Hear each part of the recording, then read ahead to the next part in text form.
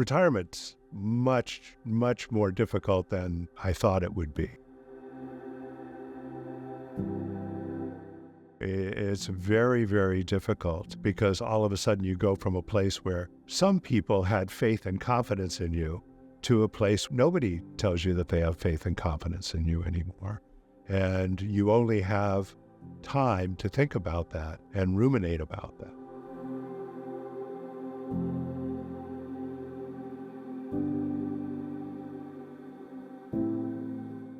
A stigma for older men is that they do not like to ask for help.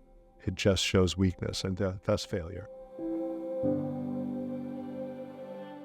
I think people have felt more comfortable calling 988. It's a shorter number, easier number to dial. But I think the stigma is sort of coming down, getting more normalized to call, just as it would be normal to call 911, another 3-digit number. I think 988 is making it more accessible for all demographics to call and reach out for help. Counselors are trained in harboring that safe and welcoming space for a caller so they feel heard and validated. We risk assess and safety plan because our goal is to make sure the caller's safe, and we want them to feel validated and heard, and we do that with empathy and compassion. If you're just not feeling great, call me and let's talk about your first Honda 90, your first sailboat, first skateboard accident or something, that we can just bond over something that we have in common, because I'd be happy to talk to you because I know how it feels. Sometimes you just need to talk to somebody that you don't know but has some common experience. It's important to raise awareness for 988 because it literally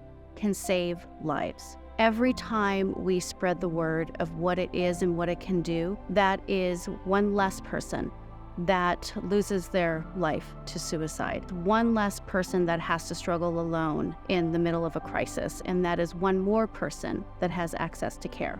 The simplicity of calling 988 increases access for people in the community. It increases the likelihood that people will call in to get that help. Where 988 fits into our crisis continuum is that we're able to access people when they're in their highest need and get them to the right level of service within the community, whether it be within Buckelew services and programs that we offer, or connecting them to another community provider who can provide that right level of support. You know, taking calls made me realize that a lot of people do hurt. Maybe they hurt in silence, maybe they don't want to talk about it, but the ones that do call, they're open to talking about it. I think that's so brave and strong for someone to be able to call in and talk about how they're really feeling. I wish when I was younger, I knew this was an option because it may have made things easier for me when I was struggling.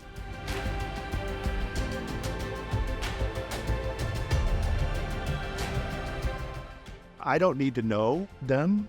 I just need to know at the end of the conversation that they're better than when they started, in a better place. I can't see any other place in the modern world where two people can do that. I'm lucky enough to be able to do that. And sometimes more than once a day.